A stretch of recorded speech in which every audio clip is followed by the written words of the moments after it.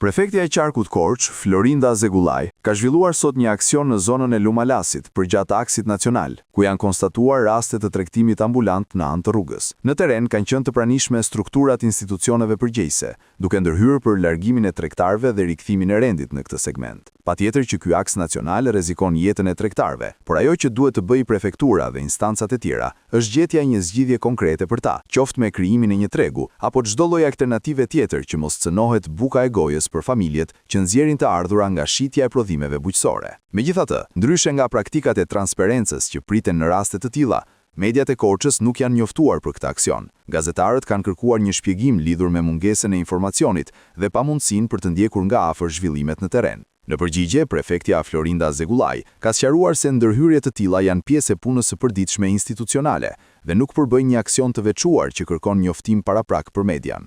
Sipas saj, bëhet fjalë për veprime rutinë në kuadër të garantimit të rendit dhe sigurisë. Por ky qëndrim ngre pikpyetje mbi transparencën dhe raportin me median.